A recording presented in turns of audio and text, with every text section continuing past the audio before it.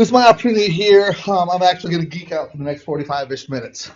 This is kind of sort of my pathway of what I love and going from there.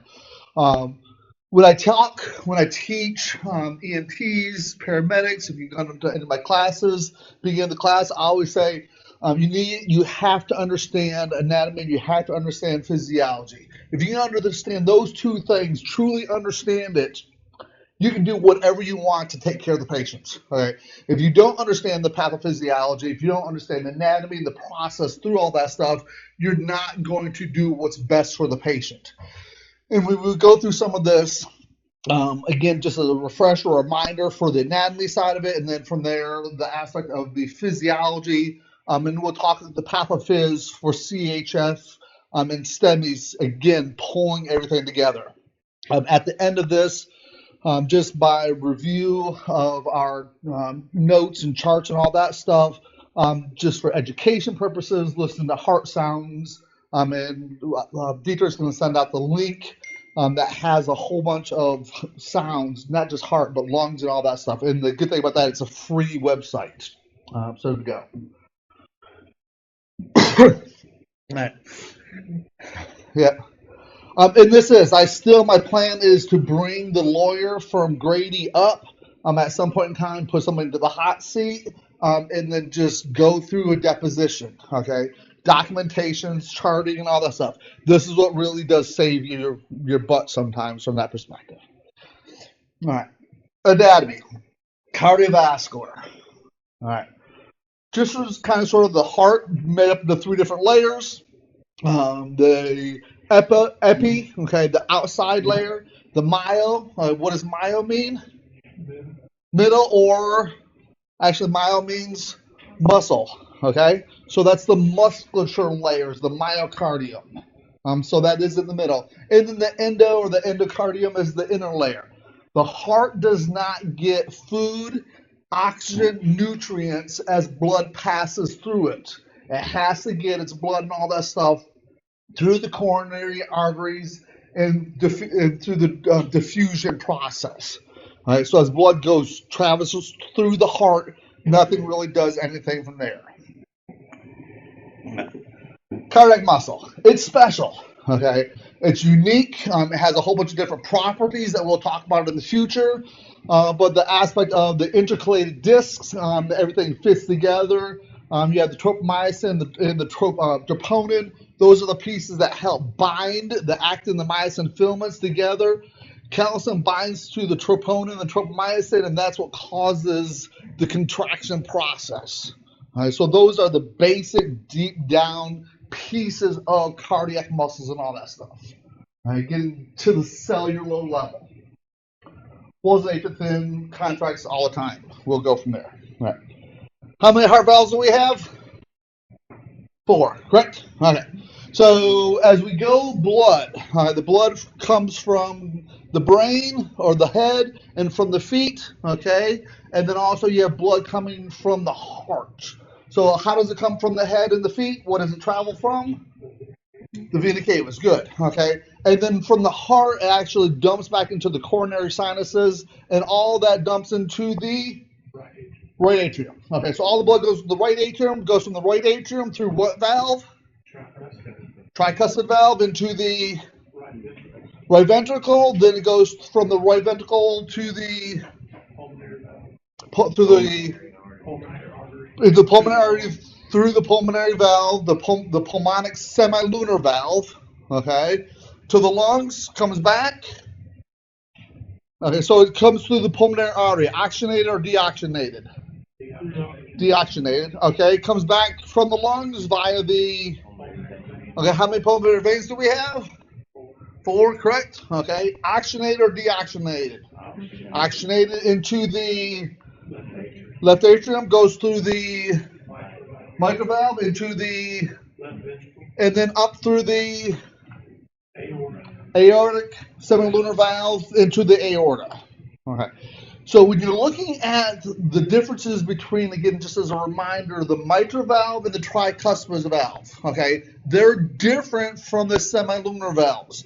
The semilunar valves have little leaflets, looks like a Mercedes-Benz sign, the majority, okay, unless it's a a bad one. Okay, you can have a bicuspid valve versus a tri. So they're usually all tricuspid for the semilunar valves. Okay, they have little grooves, and when they close back down, they lock together. They open up because of pressure. When the ventricles squeeze, it builds up the pressure and it opens the valves. Okay, that's how the semilunars work. The tricuspids and the bicuspids, okay, they have muscles. They have little papillary muscles with what's called the chordae tendineae, which is the thing that actually attaches to the leaflets. And when they contract down, they pull the valves open. What's the problem with muscles? What do muscles do over time? They wear out. So what happens to the valves? They leak, okay? And that's where we get murmurs, specifically the mitral valve when we talk later, okay? The mitral valve is the one that leaks all the time, and it will push back, and you get your regurg and all that stuff, which we'll hear. Right. So again, your tricuspid valve, the pulmonic semilunar valve, your mitral or bicuspid, and then the aortic semilunar valve. Majority of blood, 85% is in circulation. Of that, the majority of that is in the what's called the capacitance vessels. We have conductance vessels and capacitance vessels. Conducting does what? Takes blood from the heart to the organs, and then the capacitance is where they just sit, capacity-wise. So your arteries, arterioles, those are conducting vessels. We can change some physiology into that, but it's really the capacitance vessels, the veins, the venules, and all that stuff. You can open those up a lot, which means that's where they hold blood. Just like boxing up, putting it into storage. Pulmonary circulation, 10%, and then there's 5% of blood inside the heart chambers and all that stuff. Okay. Again, just the flow, right, as a reiteration. Blood comes again from the inferior and superior vena cava, and then also the coronary sinus, this little spot right here in the center atrium, goes through the tricuspid. You can see the little papillary muscles with the chordae tendineae on it. Okay, so there's 3 on the tri. The tricuspid usually, from the aspect that we have a problem, is because of IV drug use. So the chordae tendineae hold them open, and when they relax, they're closed, and when they contract, they so the muscles, the papillary muscles will contract, and then it pulls on the chordae tendineae, which then pulls on the leaflets. Okay, so you can have the leaflet for the tricuspids and bicuspids. You get a problem with the leaflet itself, you get a problem with the chordae tendineae, or you get a problem with the papillary muscles. Unlike the semilunar valves, it's just the valves themselves. And usually they become stenotic, hard for the semilunar valves. That's why older patients with aortic stenosis, they need a new valve. IV drug use, again, this is the first place that coming from the body comes back to the tricuspid valve. That's why you get the vegetation from IV drug users and all that stuff. From there, that's the main valve. Arteries. You have the pulmonary trunk, and then you have the aorta. Are 2 major processes. The blood to the heart. Okay, how does it come about? Where does it go? Where does it get the heart get its blood from? Where does the heart get its blood supply from? It gets it from it's the first takeoff, the aorta. First takeoffs. Okay. So where are the first takeoffs from the aorta? Okay. So right behind the aortic semilunar valve, there's something. It's the sinuses of Valsalva. Little holes there. That's where the coronaries, and we'll get this into a second. That's where the coronary arteries sit. So when those valves open up, what do? They actually will they close off, they cover the coronaries. Okay? So if I increase my heart rate to 180, what are those valves doing? They're staying open all the time, which means what? heart's not getting oxygen. Not getting any blood supply, not perfusing, not getting oxygen. So what does the heart do? It pumps harder because it's not getting oxygen. It gets pissed off. Right. So the coronary circulation, again, the sinuses of Valsalva. The first takeoff, you have right for the aortic root. From there, right where the seminal valves, they open up. So if you keep open all the time, you can't get blood back in because it's during diastole when the ventricles relax, the pressure in the aorta pushes those valves close, blood flows back into the coronaries. If we have a heart rate of a 180, 200, the valves stay open a long time, which means that we don't have a lot of filling, which in turn means that we're not getting oxygen to the heart. Key things. That's why we have to slow things down. Left coronary artery, okay? Predominantly the left ventricle, the septum from that standpoint, and then some of the right ventricle, the right coronary artery, okay? It does the right side of the heart, and then the conduction system. What part of the conducting system does the right coronary do? What sits in the right atrium on the conducting system? SA node. Okay, so that's why when you kill the coronary, if you thrombus that, or if you dissect the aorta, it'll dissect back through and split the right coronary. That's why how you knock out the SA node. Bad juju. Okay. So the coronaries again coming off. Okay. The left coronary comes over, splits, becomes the circumflex, which goes around, okay, to the left side, and then the left anterior descending. What does the left anterior descending blood supply give us, or what does it supply? The left ventricle and the septum. And what lives inside the septum? What important structure lives inside the septum? Purkinje fibers at the bottom, but getting up there before that is the AV node, the bundle, and then the bundle branches. Correct. Okay. So the electrical system lives inside the septum. So that's why if you knock off the LAD, okay, that's the widowmaker. Okay, that's why they die, because you knock off all the electrical supply. They go into your VFib, VTAG, and peace out. Go from there. The flip side, the back of the heart. Okay, again, the left coronary. The right coronary can dive around a little bit. It may not supply to the posterior, or the left circumflex comes around and it forms the posterior descending, and that gives us our back side of the heart blood supply. So when you do a posterior, your 789 EKG, that's what you're looking at. You're looking at the posterior descending coronary artery. Major vessels for the major veins, 4 pulmonary veins, oxygenated, deoxygenated. Oxygenated, okay? Inferior vena cava, superior vena cava, and then the coronary sinus. Coronary sinus, all does is everything comes back together. Okay, all the coronary veins come into the coronary sinus and then dumps into the right atrium. Systole, okay, that's the pumping phase. Diastole is the relaxation phase. Okay.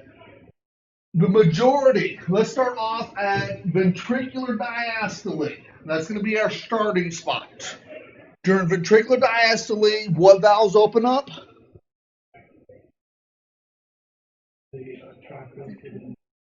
Yep, the tricuspids and the bicuspids, they open up, they get pulled down, and then you have passive fluid filling.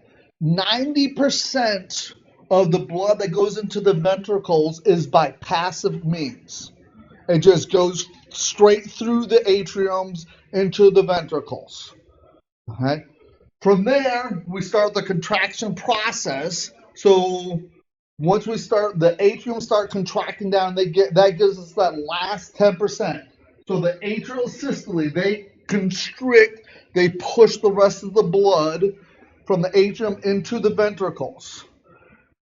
From there, you have the pressure is the same. The tricuspids and the bicuspids, they close back because of pressure gradient. Then the ventricles start squeezing, They open up your 7 lunar valves, and the blood gets pushed out. And then once diastole, the ventricular diastole, the 7 lunar valves close. What fills up? The ventricles start filling back up again, but what else is being filled at that time? Coronary arteries. Okay? So blood flows backwards into the coronary arteries, and it circulates the blood from there. So anatomy, good with that? So the heart's not getting its blood until rest days. Correct. So it's getting last blood instead of first blood. Even though it branches off first, it's still getting last blood. Yes, but it's actually the most oxygenated, the richest, because it's coming straight from the lung back into the ventricle, and it's diving straight back into the coronaries. So it actually has the most richest oxygenation. Less pressure from that standpoint. Gotcha. All right. Electrical system. What is automaticity? Okay. So automaticity, yep, it does automatically. Any cardiac cell has the ability to fire.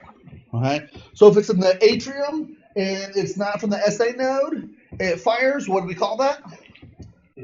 AFib. Okay. Or wandering atrial pacemaker, MAT, or the multifocal atrial tachycardia. You can get those. So those are the 3 processes. If it's in the ventricles and they're firing by themselves somewhere else, what do we call that? PVCs, and you get a whole bunch of PVCs together, we call it VTAC. Okay. And if you have no synchrony at all, we call it VFib. Okay. And then the terminal flutter can get in all that stuff too. Okay. And then, of course, that all leads to the terminal rhythm of asystole. Conduction. SA node, where's the SA node live?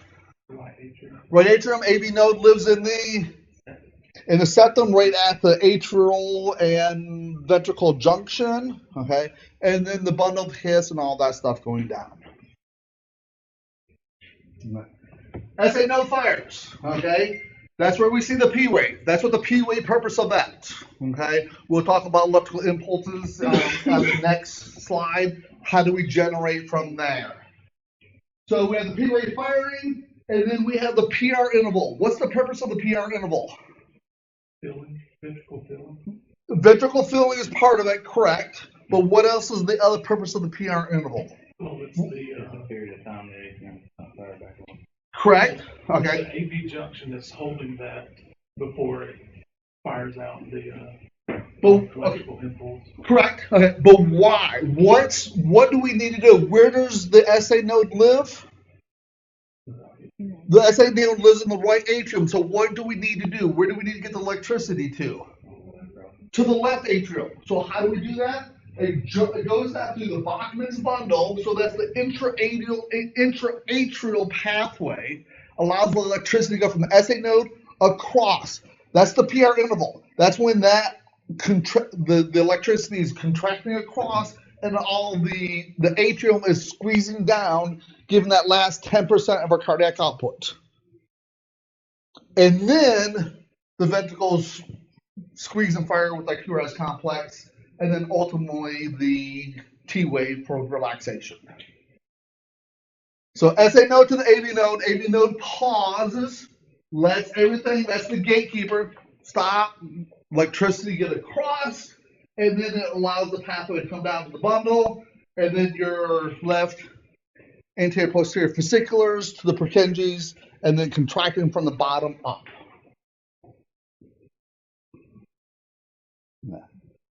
Geeking out, okay? This is where I'm going to really geek here. All right. So action potential, how does this work? How do we get the electricity to fire? The membranes of the cells, or the cardiac cells, they sit at a minus 70 milliamps. Okay? That's just where that's the resting state. They're a negative charge. Sodium's on the outside, and then from there, potassium, chloride, all that stuff is sitting on the inside and then just waiting. Sodium The sodium channels open up. Sodium starts rushing into the cell, and it drives the membrane to a positive charge. Usually gets to 0, positive 10, somewhere in there. You can have the lecture. Yeah. Peter has access, and he's going to send the lecture out to everybody.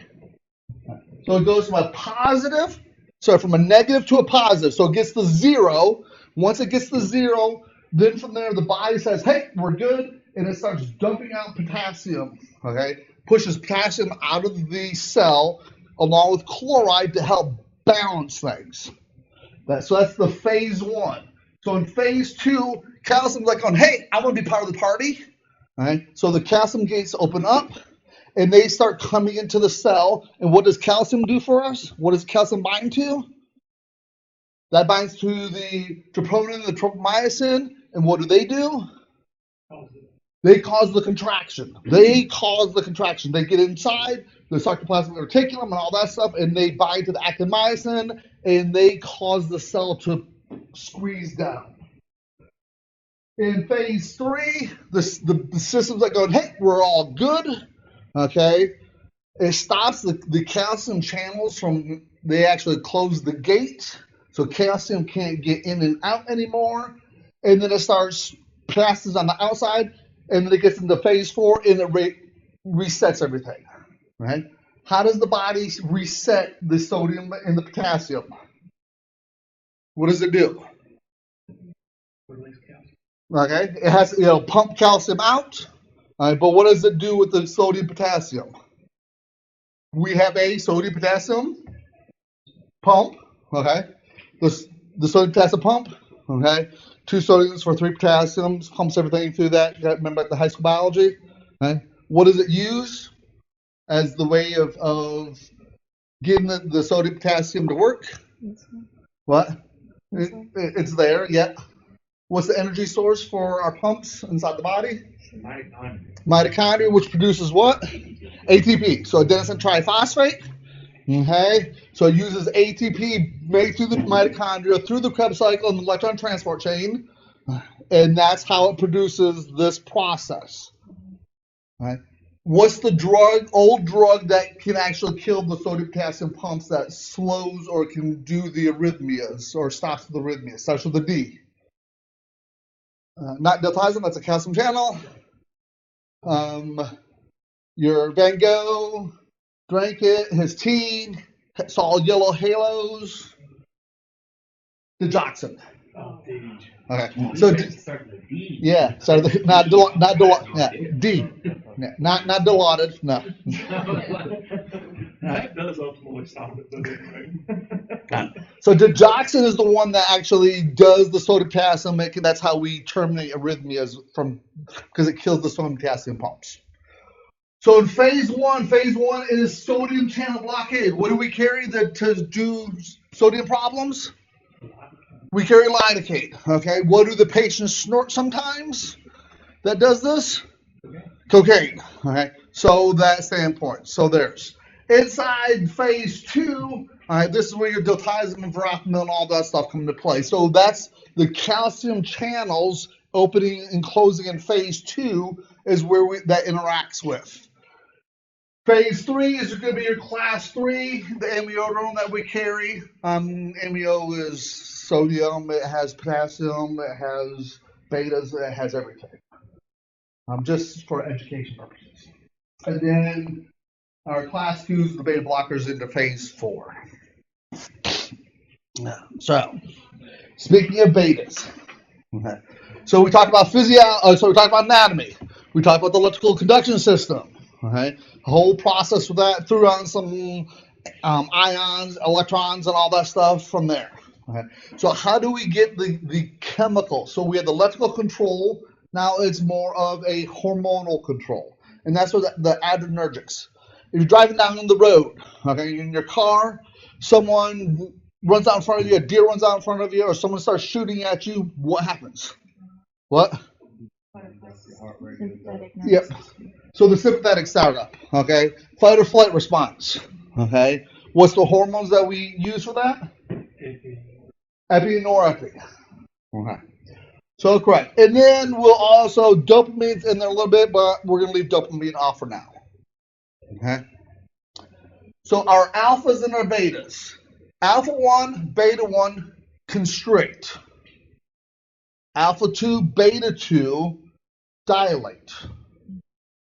So the location, we have alphas and betas all over. Alpha 1s, beta 1s, alpha 2s, beta 2s all over. But it's where the predominance of the location is what their effect is on. What have we been taught? Where do the beta 1s kind of sort of live? Now, in the heart, where do the beta 2s live? In the lungs, the alpha 1s, where do they live? In the extremity vessels, okay, because when we give Levophed, what does that do? What does Levophed work on?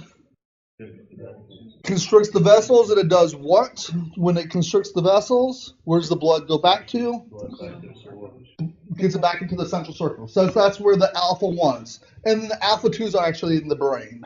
All right, so catapress, clonidine that we give, it's essentially mediated, so it's inside the brain. It has some other places too. So our alphas, all right. Alpha 1, blood vessels, the walls, that's the majority of those. In the peripheral.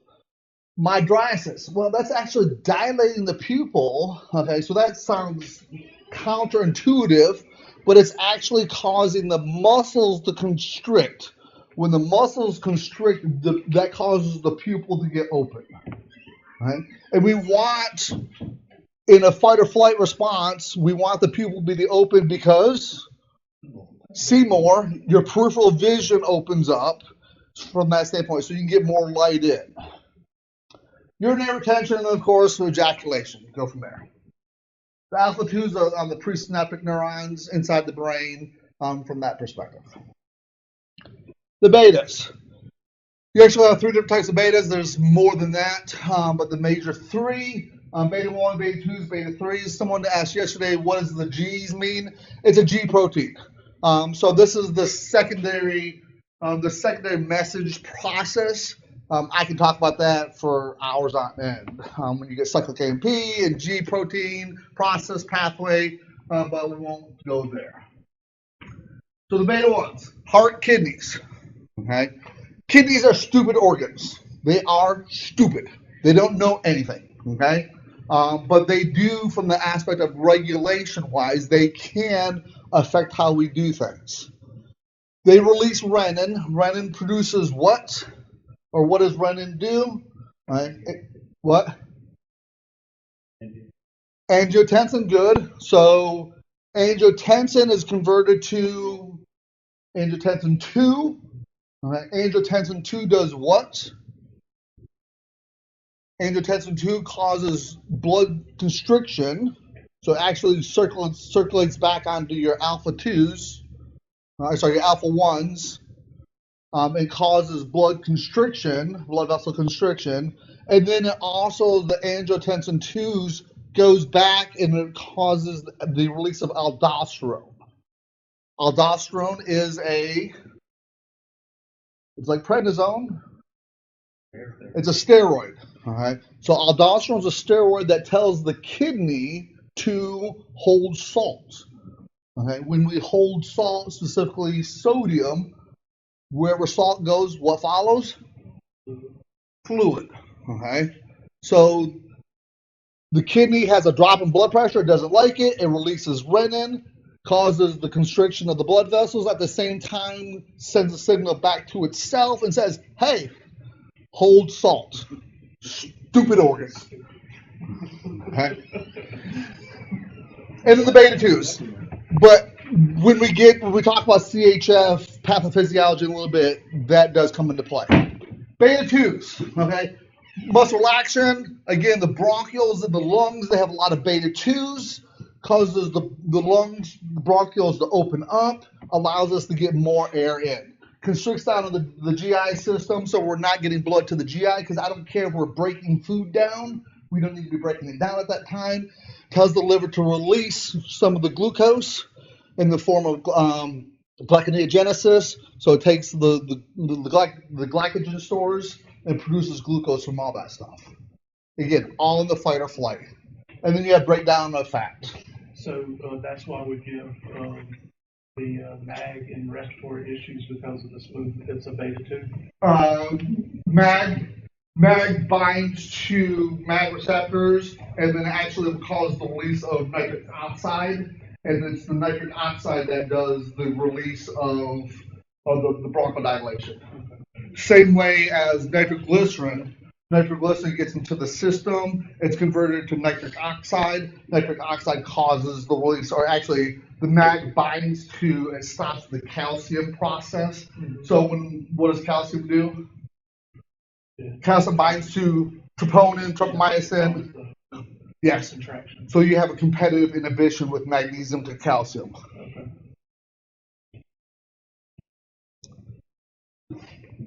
But this is all done by chance. Yeah. It's all done by chance. Exactly. Big bang. All right. Physiology. All right. Again, we talked about the regulation. There is the heart is regulated by a electrical side, okay, and it's regulated by the endocrine side, the hormonal side. So inside the brain, the autonomic nervous system innervates the heart. If you look on the bottom right from that, it's the nucleus tractus solitarius. This pathway, love this pathway. I quiz medical students on it all the time because no one ever remembers it. But it's the pathway that controls our heart rate. Right? So when you stand up, what happens to our body? Blood rushes to the ground. Okay? So the blood rushing to the ground, where do we sense blood pressure changes? The two locations. What? Aortic arch and if you were to cause a vagal stimulation, where do you guys rub? Carotid. Okay? So the carotid arteries in the aortic arch. That's where the baroreceptors are. Okay? So when you do a carotid massage, you're actually stimulating the baroreceptor, which sends a signal to here, which then tells, because you're increasing the pressure, okay? When you increase the pressure inside the carotid, it says, hey, I have a lot of pressure. What does that do to the heart? Does it need more pressure or less pressure? Or more heart rate or less heart rate? Less heart rate. That's how we actually stimulate the heart to stop. It's that pathway. All right? So you get pressure receptors to the nucleus tractus, sends a signal back to the heart, either increase the heart rate or decrease the heart rate. Because what does the body want to preserve? Circulation, cardiac output. It needs to preserve cardiac output. And cardiac output is, what's the formula for cardiac output? Stroke volume times heart rate, which we'll get to in a bit. All right. So the afferents, okay? Afferent versus efferent. Afferent means it's taking signals and it's pulling it into. Okay, it's getting it from the extremities and everything else, and it pulls it to the brain, and then the efferent sends a signal back out. So the brain is always collecting data. Okay, it has the arterial chemoreceptors. So it actually, from there, it can look at the pH balance. Okay, do I have enough pH there or not enough pH? It's looking at the sodiums, it's looking at the potassiums, it's looking at all those little pieces. The baroreceptors, aortic arch, carotid body. Again, pressure changes. Okay, pressure drops, it's going to speed things up. Pressure increases, it's going to slow things down. From the muscles, okay, if you're to run a marathon, what is your body producing? You're producing lactic acid. So it senses, hey, I'm getting more lactic acid. What does the body need to get rid of the lactic acid? I need to breathe it off. How do I breathe it off?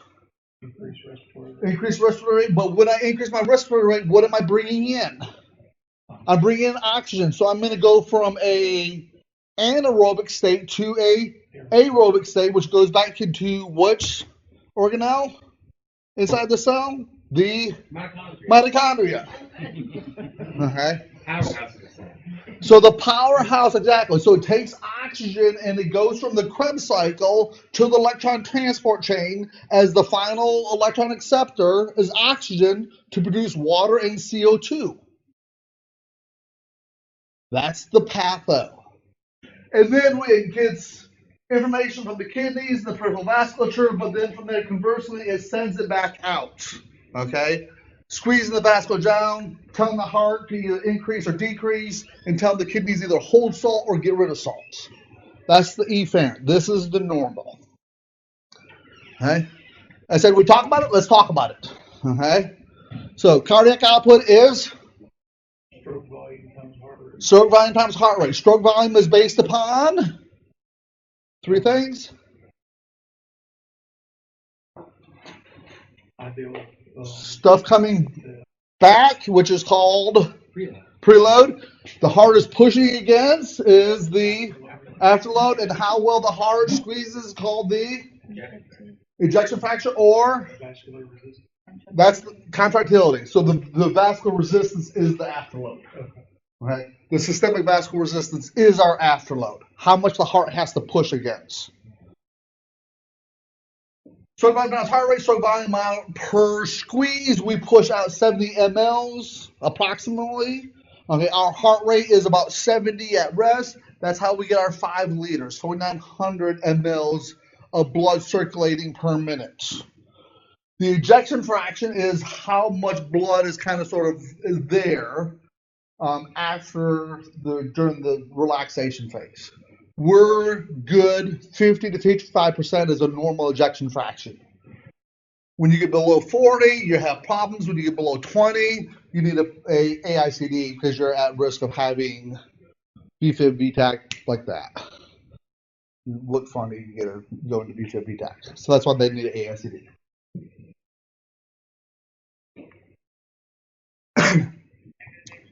Heart rate factors, okay? Metabolic stuff, temperature. They say about every degree of increase in temperature increases your heart rate by 10. Kind of sort of play from there. Yes, this area, methamphetamine, cocaine, those sort of things, does have a factor in play. Okay? Popo scaring you, get a little bit of stress. So the stroke volume. Stroke volume is our preload and our afterload. We have a direct impact on this. Right? So you have that CHF patient. Right? What can we open up to stop preload coming back to the heart? Increase the vascular system. So how do we increase the vascular system? How do we increase the veins? What do we give them? What? Handful of nitro. Okay. Nitro paste. Nitro paste. Love it. Not. Okay. Nitro paste is like D50, the devil. So a beta blocker does on the heart rate side, but what else? EMTs, what can you use to help with preload? What do you guys have? What can you put on their face? CPAP. All right, not just oxygen, but the CPAP. CPAP does what? Increases intrathoracic pressure. That does what? Decrease volume return. Okay, that's how we do the preload side of it. The afterload is how much the heart has to push against the systemic vascular resistance. How much is it pushing against? Okay, it has a constricted down aorta. The blood vessels are constricted because we got the patient on 60 mics of Levophed and 20 mics of epi and vasopressin. It can't push anymore. Okay, so that's what the heart pushes. So in a CHF patient, we can actually give them meds to release the afterload. High dose nitro will cause afterload reduction. Nitroprusside, lisinopril, your captoprils, and all that stuff. And then ultimately, it's the contractility. Right? Think of the heart as a rubber band, a balloon. Okay? If I blow the balloon up too much, I put too much in, what's going to happen? LVH, and it's going to pop. Right? If we put too much into a balloon air, it's going to pop. Right? If we take the rubber band, we stretch it too far, it's going to break. And it loses that ability to constrict all the way, so you get that less force pumping out. Correct, because it does what to the actinomycin filaments? It stretches the actinomycin filaments apart so they can't grab to each other. So the troponin and the tropomycins, they can't grab and latch and pull like a ratchet system. They can't pull everything back together. So we have to allow the heart to get closed back down again. This is the Starling curve, okay? Getting into the stretch process. The Frank Starlings, if we're not enough versus too much versus we want them just right, okay? I guess it should be called the Golden Lock and the Three Bear process. Just triggered a memory from medic school that I hadn't been. That's what I'm here for. I was like, we did go. That's what I'm here for. All right. So inside the vasculature, okay, again, arterial process, blood, venous, microcirculation, the arteries and all that stuff. That's the conducting. That's our highway. That's our interstate. We have big interstates. We're trying to get cars down the road. It's not 5 o'clock on I-85. We don't want congestion. We want them at 2 o'clock in the morning and just speeding through. All right. That's the whole process of our arteries. The veins is our subdivisions, okay? We have a whole bunch of subdivisions. There's a whole bunch of houses, okay? The microvasculature, the microcirculation are our houses. It's our driveways. How many do we have? We have millions of them, okay? What do we do in our driveways? We take the groceries out of the car, we take it inside, we take the trash from inside, we bring it to the dumpster. Everything occurs inside at our house, at our microcirculation. And that's the process of going through. So again, the arteries, they're the conducting, the capacitance, okay, the veins and the venules. The majority of our blood sits and lives inside the capacitance. We have the ability to adjust the capacitance vessels, okay? You can dump and hold a lot of blood there. Conversely, if we put them on a levo-fed drip, which has what type of properties? What's the predominant hormone receptor? Peripheral constrictor. So what receptor is that? Which alpha? Which beta? Which one is it? Alpha 1, because alpha 1s do what? Constrict. So you have alpha 1s in the periphery, they squeeze down, you have all this blood that's just sitting there. What does that do? It gets pushed back to the heart, which is, by definition, that is called, if I have blood and fluid, then I put it back to the heart, that is the preload. Okay, that's increasing preload. When I increase preload, what do I increase? I don't increase afterload. When I increase preload, I increase stroke volume. When I increase stroke volume, I increase cardiac output. That's the process. Okay? All right. So two pathophyts. We'll talk about MIs and then we'll talk about the CHF. So there's a whole bunch of different processes of why we have MIs. Okay, you can either have coronary vasospasms, you can have drug toxins and all that stuff, or the thrombus formations and going from there. Plaques rupture off. It causes, you can actually have direct toxic, damages the cells spill out things, which in turn leads to the infarction process and all that stuff. The accelerated atherosclerosis, we know that cocaine will do that. Okay, it enhances the sclerosis by about 10 to 15 years. With using cocaine, right? Endothelial dysfunction, ultimately that's what leads to the MI, right? On the left hand, the increased myocardial oxygen demand, okay? This is, again, the question is like, oh, hey, doc, this is why you like Versed so much. Yes, okay? When I'm stressed out and I'm anxious, what happens to my heart rate? When I increase my heart rate, okay? We know that it's a direct correlation. When I increase heart rate, I increase oxygen demand. Okay. What happens to coronary perfusion when I increase my heart rate? It decreases because the valves are staying open, so I don't get coronary perfusion. I don't have ventricular diastole going on. So that does how does that do with our oxygen inside the coronaries? So it decreases. So I'm decreasing the amount of oxygen. I'm increasing the demand. which does what to the cells? Puts them into anaerobic metabolism, lactic acid formation, and they don't like it. They get pissed off and they die. I know I'm mitochondria. Okay. All right. So this is why I like Versed, because what does Versed do? Relaxes you, chills you out. Okay. When I chill you out, what does my heart rate do? My heart rate decreases, my oxygen demand decreases, and allows for what? Coronary artery perfusion. I get more oxygen in, I can actually de-evolve a STEMI. Understanding the pathophysiology. Okay.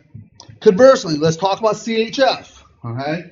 So the same thing. We have an unfortunate mismatch going on. We're not getting oxygen to the cells. Okay. When we don't get oxygen to the cells, what do they produce? They produce lactic acid because we're not going through aerobic respiration. Okay. So what does that tell the heart when I increase my lactic acid? What does it tell the heart to do? Pump harder and faster, which in turn, if you already have a heart that's screwed up and it's not working, it's not pumping well, has an EF of 20%, how well can it pump? Okay. So from there, we also have problems in the chemoreceptors and baroreceptors. We're not getting the blood. So again, that's telling the heart to pump faster, pump harder. The kidneys, okay? Again, the kidneys are a stupid organ. Okay? They don't know any better. They don't see blood supply. So what do they release? The kidneys release renin. Renin then causes the release of angiotensin, which is then angiotensin 2. Angiotensin 2 does what? It's an alpha 1. It's a constrictor. So it's going to constrict on our blood vessels. Okay. What's that going to do?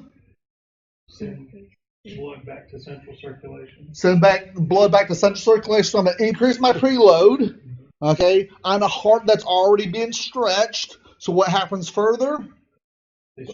Stretches it even further, okay. I don't have the actin-myosin to be able to bind, okay. So what does our blood pressure look like? Our blood pressure goes up, okay. But only for a short time. Only for exactly. So then from there, we also have what is angiotensin and angiotensin 2. Okay, then it loops back around to aldosterone. What does aldosterone do? It's a steroid that tells the kidney to do what? Retain salt. When I hold salt, it holds fluid. So now this is how we have more fluid buildup. Okay. Again, it's a stupid organ. So this is our process. So now we have a heart that's floppy, that can't push, can't constrict, and I'm being pulled apart. This is why we have SCAPE. Okay? Severe crash acute pulmonary edema. We have to unbind this process. Giving nitro, CPAP, go from there. Because we have to stop the cycle. All right? We good? Yes? All right. So, heart anatomy. Heart physiology, okay. We have the anatomy, both the structural and the electrical. We talk about action potential, and then from there we talk about the heart physiology, and then we talk about MIs and CHF. Okay.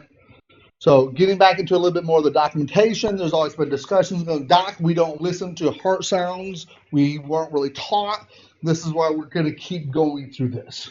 If I have to bring in different heart sounds every month, I will, to give you guys a feel for this. Okay? Because we can listen and listen and listen. Unless you take a stethoscope and put it on there every day, every patient, you're not going to know the difference. You got to do it. That's the only way. All right, heart sounds. All right, S1, S2, this is the lub and the dub. All right, this is the closing of valves. That's all it is. S1 is the closing of the tricuspid and bicuspid. All right, so what phase are we in? We're in systole, so we're in ventricular systole because it's forcing the valves to be closed. The semilunar valves open up, so when the ventricles relax, they close back down again. That's the dub. That's the S2, so that's ventricular diastole. And then S3 and S4 go from there, and we'll talk about all the rest. Okay. I was taught a long time ago in nursing and all that stuff, the location, APTM, so all physicians take money. That's the mnemonic for the locations, all that stuff. So second intercostal space, right sternal border is the aortic. So if you think about the anatomy of where the aortic semilunar valve sits, it's sitting, in this area, the third or fourth intercostal, and it's pointed up to the right side of the neck. Just the location of how it's sitting. Okay, comes out the aorta and loops around and goes back down. The pulmonic valve, right? Same thing. The heart sits in the third and the fourth, so the pulmonic valve is pointed towards the left shoulder. That's why it's good to listen there at the second intercostal. The tricuspid valve, the heart sits a little bit to the left, but at the right atrium, okay, and the right ventricle. Actually, it's the right ventricle is the one that's closest to you. To stab somebody, that's the first chamber that you would hit, would be the right ventricle. So that's the location of where the valve shoots its sound to. And then the mitral valve, it goes down towards the apex or the apical pulse, or the point of maximal impulse, the PMI, is at the fifth intercostal space. So tricuspid fourth, mitral fifth, and then over the ventricles, and again, that's the apical pulse or the apical area and all that stuff. All right. This is the website. Deidre will send out later. Okay. Put on the window work or whatever. Okay. Listen. Just keep listening. All right. That's the only way that you're going to get to.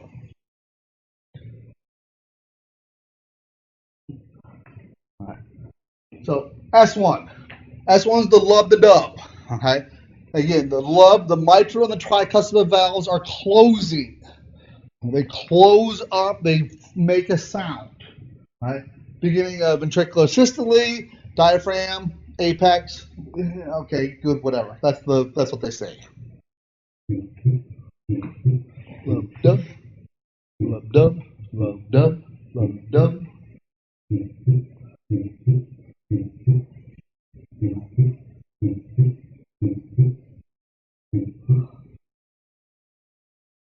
Okay. So the S2, okay, that's the dub. Right. The aortic and pulmonic valves are closing. We're starting to get into ventricular diastole. What occurs during ventricular diastole? What gets filled? The ventricles and the coronary arteries. Okay. So the semilunar valves are closing back. Blood's filling backwards. You have passive blood coming from the aorta into the ventricles and then ready to constrict again. Right? Love, dub, dub, love, dub.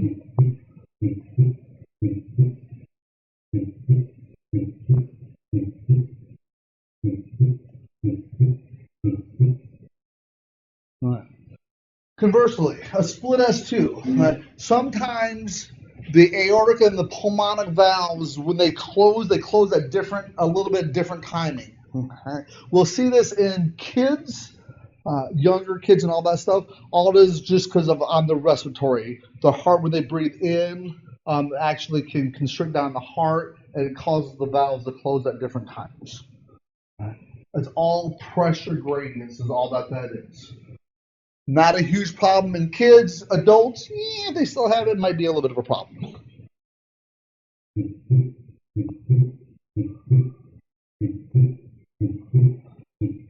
And again, all that it is just that the aortic and pulmonic valves are just closing at a little bit different timing. That's all that is. S3s. Right. Under 30 could be normal, but if you're getting over 30 and you have signs and symptoms of heart failure, this is just the aspect of the concerns that it might be an impending CHF process. Extra filling sign, so you get the Kentucky, just like you're galloping down. Right? So that's why it's the S3 gallop.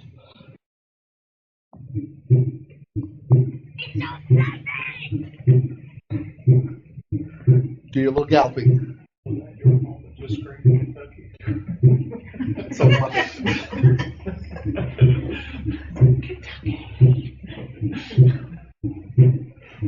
versus the S4. The S4 on diastole, what's happening during ventricular diastole? The atrial constricting. The atrials are start constricting. Okay, the ventricles are getting the filling. Okay, so they're trying to fill. So on an S4, what happens is that once you get the atrial systole go on, it's squeezing blood into a stiff ventricle. The ventricles don't like it, right? So they get pushed out. Right? And when they get pushed out too hard and they're already stiff, that's how you get an extra sound. So that's what the Tennessee is. Right? Yeah, the valves and all of that stuff having problems. Tennessee, Tennessee, Tennessee, Tennessee, Tennessee.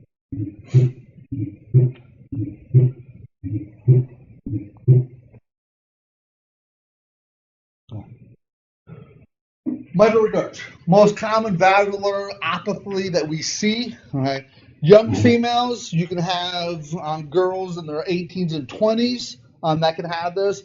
As we all get older, over 60, we will have some form of regurg. Right, it's normal. And the mitral valve is the most common for the regurg from that standpoint. Again, when does the mitral valve close? During ventricular systole. So the ventricle is starting to squeeze, it snaps back. The mitral valve snaps back, and then it can't hold it. Either the chordae tendineae or the papillary muscles are too loose, so it forces the blood backwards, or forces the leaflets into the left atrium, and you have blood being pushed back into the left atrium.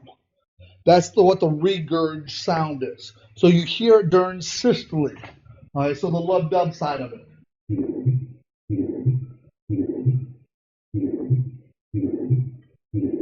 So you get the lub and the dub.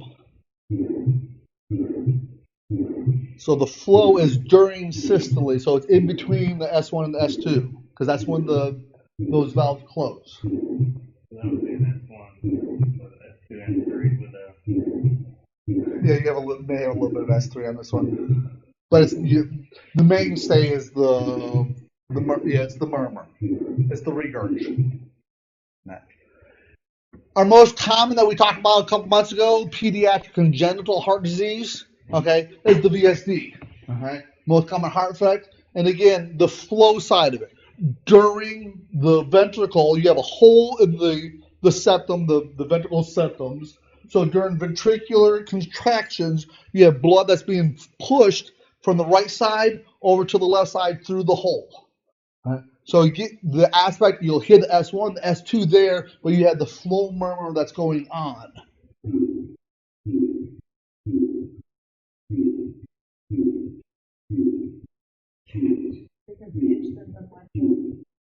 Different pitch. Yep. You can actually, you can have an accented. Usually, this is what they call a holosystolic, meaning that's through the whole phase, versus a regurg. It might be only during different parts.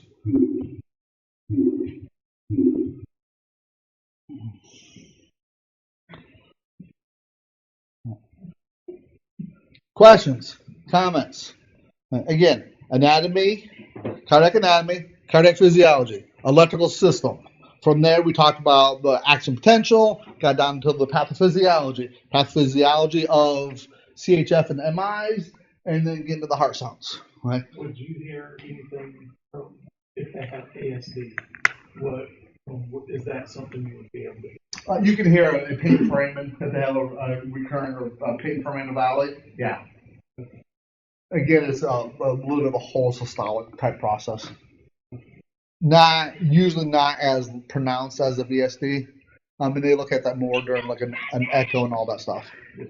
So if I hear an abnormal heart sound and I'm not sure what it is, what do you want me to do to document? Just document abnormal. I mean, if you can sign a tease out, is it during diastole? Is it during systole? I mean, even if it's just documenting going, I hear something abnormal. The regular rate rhythm, and I hear murmur.